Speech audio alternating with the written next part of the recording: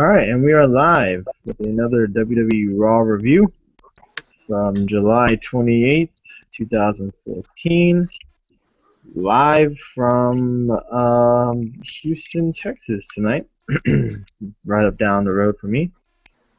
We're here with the bizarre one, Dave, as always. How you doing tonight, Dave? Good. Well, let's just jump right into Raw tonight. It was actually kind of a pretty good Raw tonight.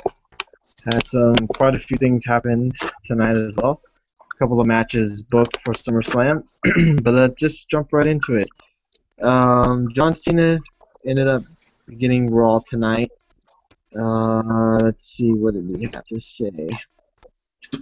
Uh, Cena says that Lesnar is the most dominating force in the WWE. He can destroy who he wants and when he wants. Cena says that 40 men can say that they held the WWE title, but only one man can say that they ended the streak. I like that line. I thought that was pretty good. He said he didn't say that he knows that he's going to get his ass kicked at SummerSlam, but he won't lay down and that he will beat him just like he did in 2012. Cena also put that he doesn't know what will happen if Brock becomes champion, and Paul Heyman ended up interrupting him after that. What did you think of the whole Cena promo? I thought it was I can't remember a better promo I've seen Cena do. I mean, that was really good. Passionate. That's what you want from a promo. And just really sold it. I give credit to Cena. Yeah, he was pretty good tonight. Got to give credit to him. It was really good. Yeah, neither of us are huge Cena fans. We'll both admit that. But when someone does good, we gotta give them props. And tonight's John Cena was good in the ring, and he was also good on the mic. Paul Heyman comes in and interrupts and says Brock Lesnar will conquer John Cena at SummerSlam, and that he will take the WWE World Heavyweight Championship. Heyman also says that it's courageous of John Cena to think he can beat Lesnar, but he has yet to victimize. He has yet to victimize. He says Lesnar will victimize Cena, and if he doesn't think he will, he should ask The Undertaker. And now we were tonight in Undertaker's backyard in Houston, Texas. So I wonder if maybe he was there at Raw tonight, backstage, of course. But highly doubt it. He's probably still at home. I'm sorry? It's possible he was there. Let's see, what else did he say?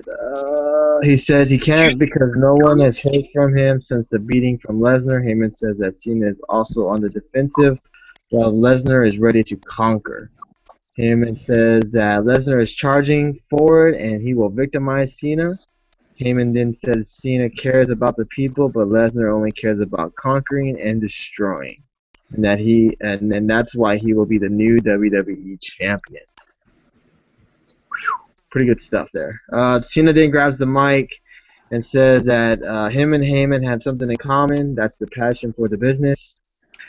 Cena says Heyman feels that when everyone chants ECW and that Lesnar doesn't have any of chants ECW and that Lesnar doesn't have any of that passion. I guess I could see where he's coming from on that point. But I mean, I wouldn't say Lesnar doesn't have passion. Yeah, we don't know that for sure. Brock is more like what he did to The Undertaker. He beat the streak, and that's what he's for, just a dominant force. And Cena basically put it in everyone's head, too, like everyone's been thinking. If Brock wins the title, will he show up and defend it? That's what everyone's wondering, how that's going to take place. Will Brock wrestle once a month? That's what everyone's wondering. Yeah. He says it's going to take everything for Lesnar to take that title away from him. And then Cesaro ends up coming out and put on one of the best promos of the year. Of the year? I mean, it was funny. It was great. Cesaro said that even though him and Heyman are going their separate ways, he is still his friend and he won't let Cena talk down to him. He calls Cena a walking billboard and asks if he bought his sneakers at Kmart. Cesaro says that you can't wrestle in sneakers. And he says, oh, but he didn't remember Cena can't wrestle, which then ended up becoming a match between the two, which ended up starting off Raw between Cesaro and John Cena, and about a 15 to 20-minute match, if maybe longer. Cesaro, it was his best promo I've seen him cut his whole career, yes. I thought you might, if you said that, I thought you said the best promo of the year. Oh, no. Oh. I was just being fun. I was just being sarcastic. I mean, it was funny, but Yeah, it was. there was no like Paul Heyman promo. Yeah, I've never seen anyone comment on Cena like that before. Or like, you don't wrestle in sneakers, you're just a walking billboard. I mean, that was just great. I mean, this honestly should have been the main event. Yeah, well, yeah. I mean, Rollins and Jericho was pretty good too. Yeah, but it was. John Cena ends up picking up the win after doing an FU off the top of the rope, which was still a really good match. You know, I mean, yeah, everybody wants John Cena to lose, but you had to have him win. He's gonna be off Raw for a little bit, so you got to have him kind of strong going into SummerSlam. The perfect match for like a kind of like a preview for Brock versus Cena. That was like the perfect person to have him face. And that suplex Cesaro did on Cena from the outside was freaking awesome. Yes. Cesaro had some crazy strength, that's for sure. Good match. It was one of John Cena's really good matches of the year. And I'm curious to see what they're going to go with Cesaro after that. I guess they probably just wanted to have a good match, and they knew they threw Cesaro in there with Cena, that they can end up having a good one. And I guess a loss to Cesaro really doesn't mean very much. But it's here nor there. We won't see John Cena next week on Raw.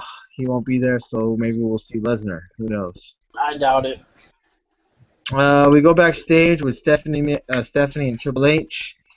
Stephanie says that she can't forget about what happened to her last night. I guess she meant to say last. Did she say last night? Maybe I wrote that wrong. Last week, Orton comes in and says that he should be facing John Cena at SummerSlam. Triple H says that he isn't facing Cena because as long as Roman Reigns is in the picture, he's just going to screw him over. Kind of like the Dean Ambrose and Seth Rollins kind of thing. Triple H then continues by saying that as long as Reigns is in the picture, Orton won't be getting anything. Randy says he will take out Reigns tonight, but then Triple H says that he will be facing Kane. Oh, great. In a match tonight. Orton says that he has a problem with Kane as well now, but that he has also a problem with Triple H. So I guess maybe Randy Orton started becoming that crazy Randy Orton, the Viper that we're used to seeing back in the day, threatening people and taking people out. Yeah, I guess they did kind of tease Triple H and Orton for a minute, but then later on it kind of changed really quick. Yeah. We return to Paige making her way down to the ring. They replay what happened last week on Raw where she turned on AJ. Paige pretty much said that it was her emotions got the best of her, and she still considers AJ one of her best friends, and that she really didn't mean to do it, and stuff like that. AJ ends up coming back down to the ring. Kind of plays it down like she understands why Paige did it.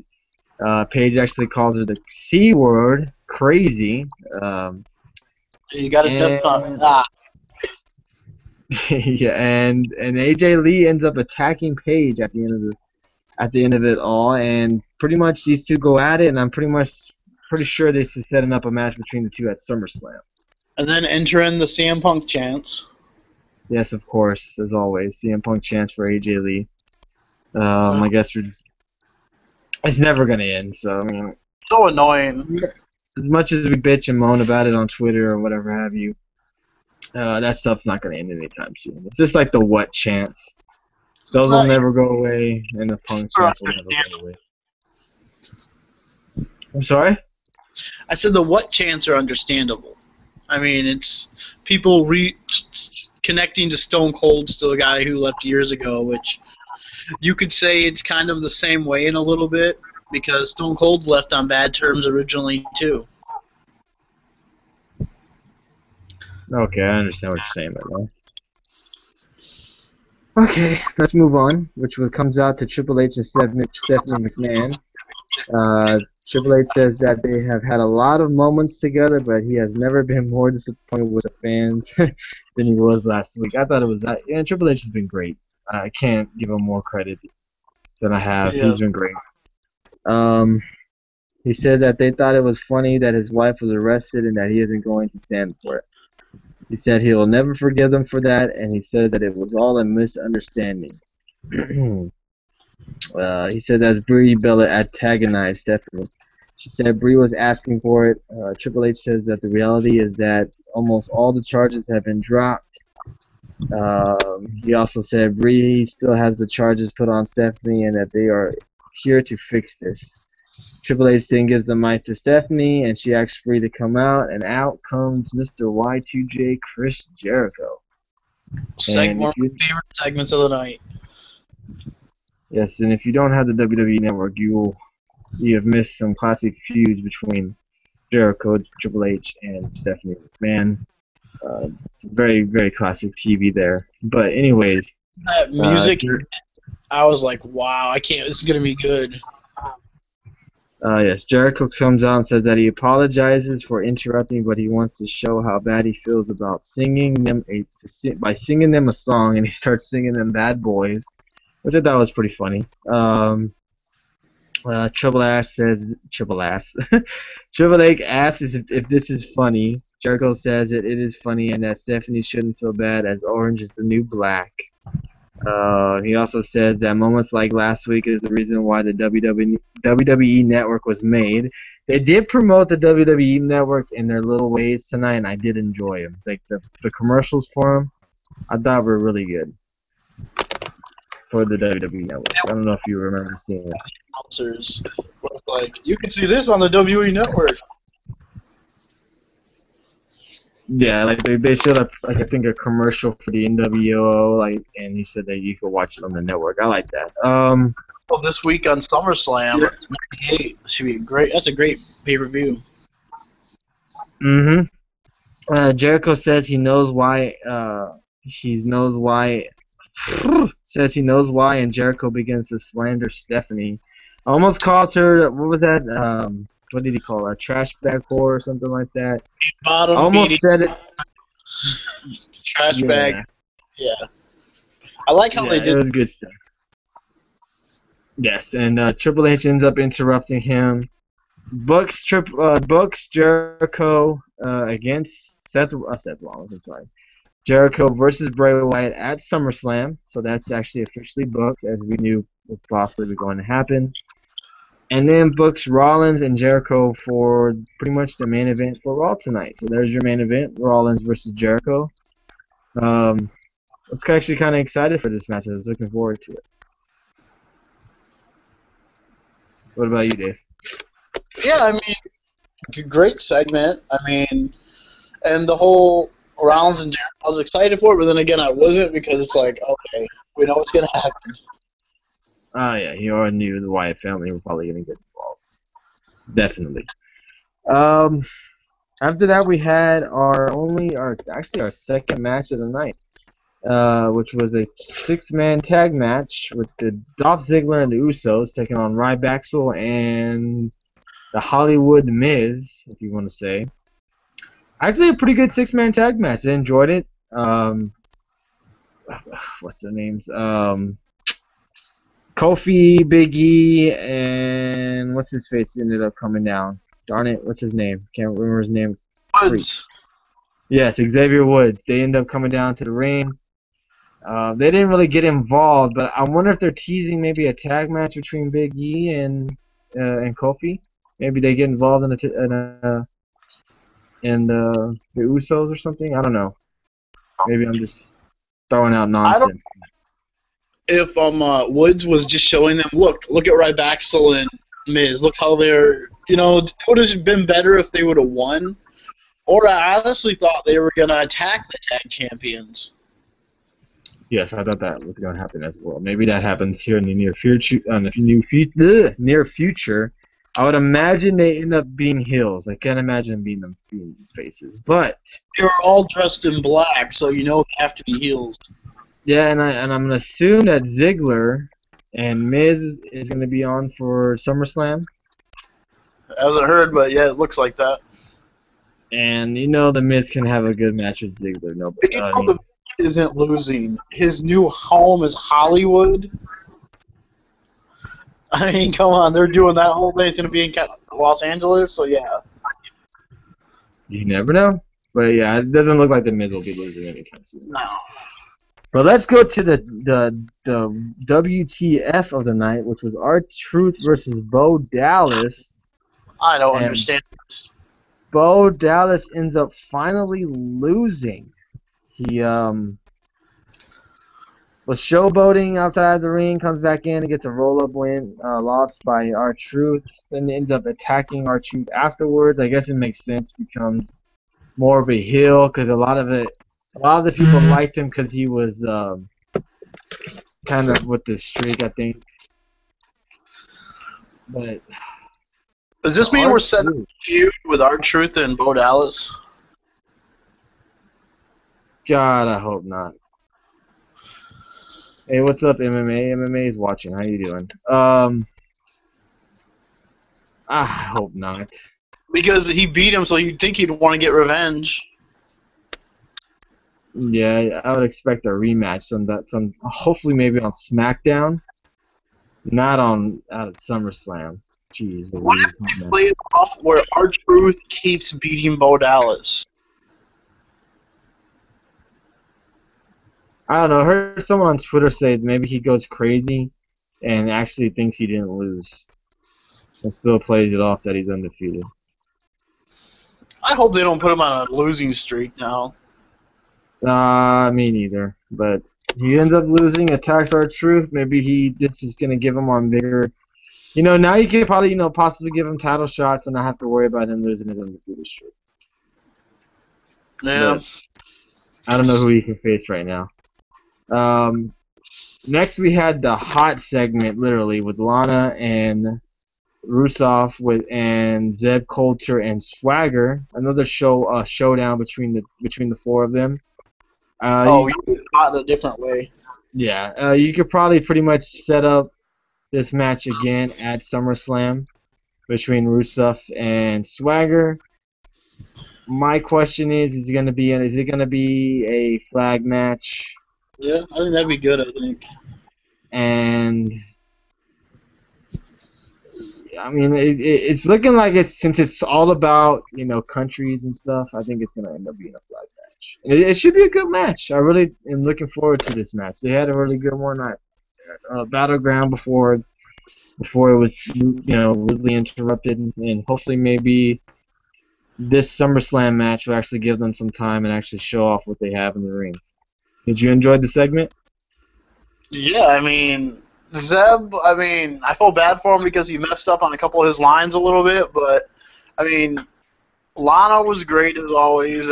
Jack Swagger coming out, and then Zeb, playing the America USA thing. You can't really root against Jack Swagger in this little thing because it's like you root against America. Right. So, I enjoyed it. Yeah, I always enjoy Zeb, though. So, as a face, it is so weird seeing these guys play the... Jack Swagger has never been more over than in my career. It's because of the USA thing, but it works more for Swagger than it did for anybody else. Hey, Kurt Angle, buddy. Don't go that far. Angle's not in the WWE. Well, I understand, but that's what he was all about. But I see where you're going. Big E doing it. It works better. Oh, yeah, definitely. Next, we had the shit match of the night, which was Damian Sandow dressed as an astronaut losing to Adam Rose. There's no need to talk about that one. Then we are told the main event match happening tomorrow night on the WWE Network, and that is Dean Ambrose versus Alberto Del Rio.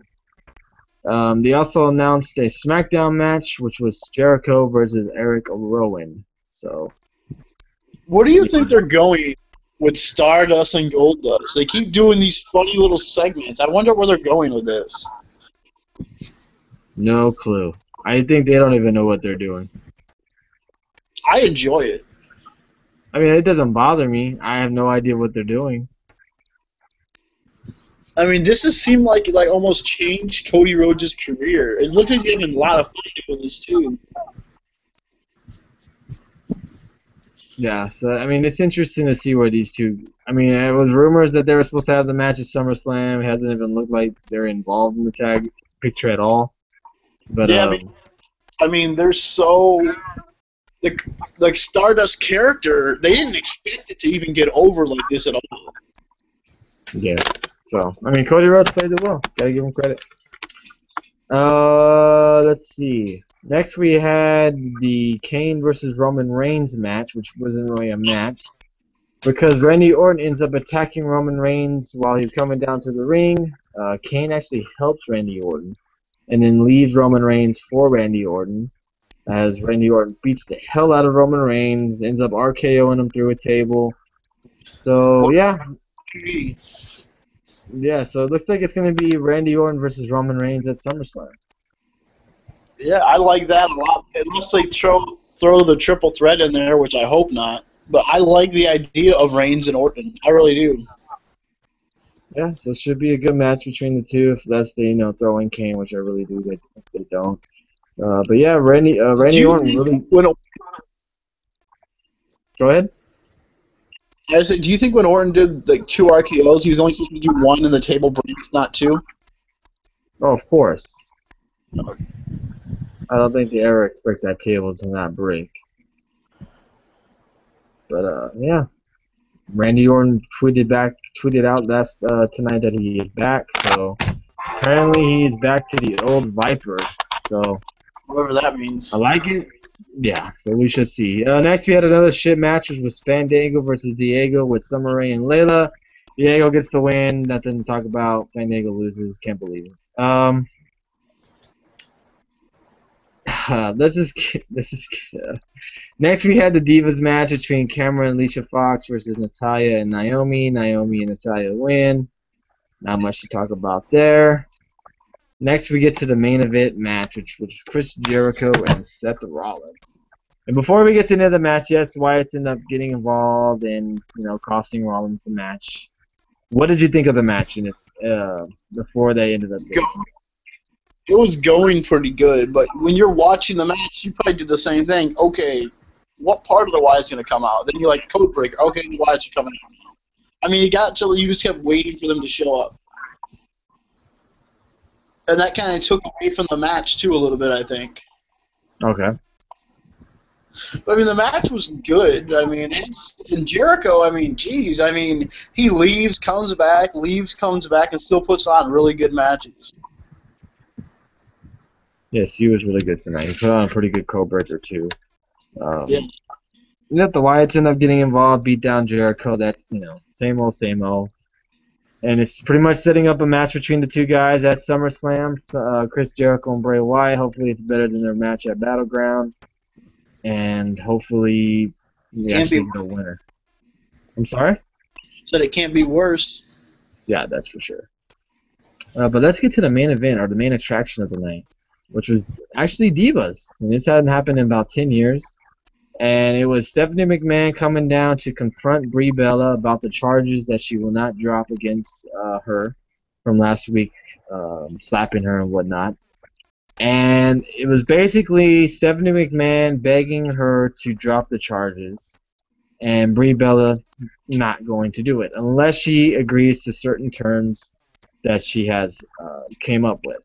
One of them was Stephanie McMahon actually mentioned out about getting her sister a raise.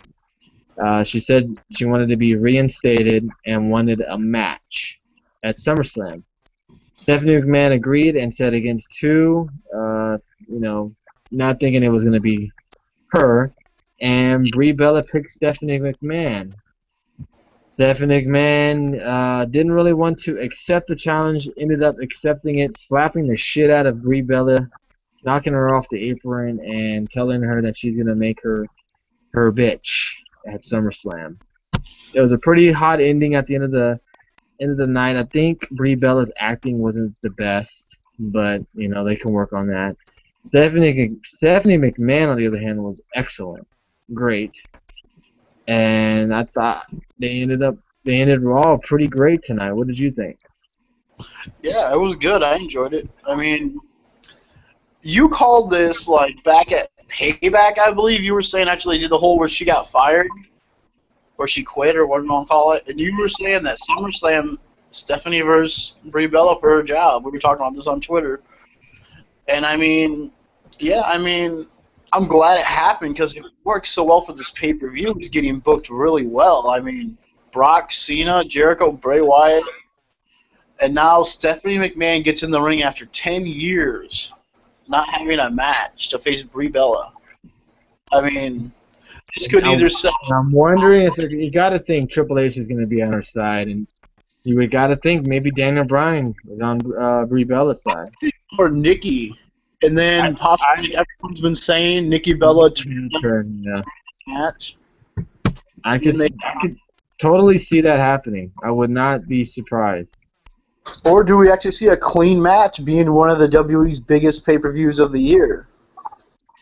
I mean, we could see, because usually they're big pay-per-views, there's not really that much interference. It's usually clean matches, usually, during their big pay-per-views. So, yeah.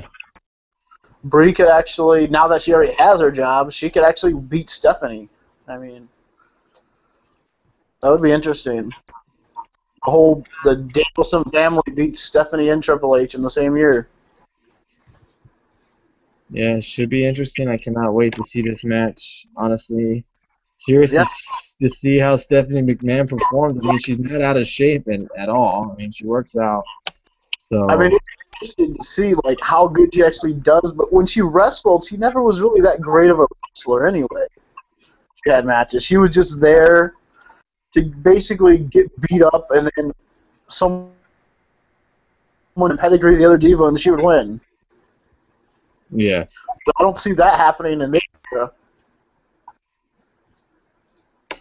Yeah, I mean, it's going to be an interesting next couple of weeks. Kind of exciting. I mean, they're building up SummerSlam to be a huge event, which it should be. They want those network buys, and booking a SummerSlam like this is going to get them. You're going to get Stephanie McMahon versus Brie Bella, Paige versus probably AJ Lee, Rusev versus Swagger, Randy Orton versus gosh darn it, Reigns. You're probably going to see Rollins versus Ambrose, Brock versus Lesnar. I'm sorry? Do you see Triple H not having a match at SummerSlam now? No, he's not having a match. There's no need for him to have a match. After that segment earlier tonight, I was like, man, I sure wouldn't mind a Jericho and Triple H match again. Well, yeah, but they're not. Obviously they're going with the Bray Wyatt match, and I don't see Triple H Not at all. I don't think Triple H is going to wrestle till WrestleMania. I mean, because how would you feel about a Jericho and Triple H feud again? I mean, yeah, sure, but I don't see it happening anytime soon. I think this tonight was just. I don't know why they did it tonight, honestly. It took you back a little bit to when they used to feud like crazy, him and Triple H. They had some great matches too. Yeah. And they didn't really kind of tease it or nothing. So I mean, I wouldn't look forward to it. If it happened, sure, I wouldn't mind it, but I don't really see Triple H facing anybody till WrestleMania. And that's the question: is who? That'd be interesting. Yeah, maybe we can touch on that on Wrestling Talk Sunday, episode 4. But it's only July. Yeah. But yeah, that's pretty much gonna wrap up our Raw review tonight. I think we both give WWE Raw tonight a pass. Thought it was really good tonight. We will be back Thursday night for a Destination X Destination X review, and touch on a little bit of this this breaking news between them and Spike TV not renewing their contract, and Dixie Carter saying that they are still in talks. I mean, I don't know what to believe. I really don't think they're still in talks. I really think they're canceled. And let's be real too about really to touch on it too much. There is a lot of networks out there. that would love to have the ratings that TNA does draw, not WWE ratings, but they draw decent numbers this year. Yeah, but we'll touch on that on Sunday in our Some extra review. yeah, but Thursday night we'll be definitely talking about Destination X and giving our thoughts about the whole show. I think it's a 3-hour show, isn't it? What? Impact? Or is it Destination X 3 hours, or is it only 2? Not,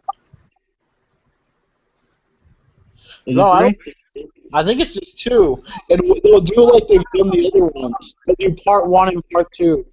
Oh, really? Really? I hope not. I think like they'll do the following week will probably be like Destination X Part 2. Oh, Lord. Why?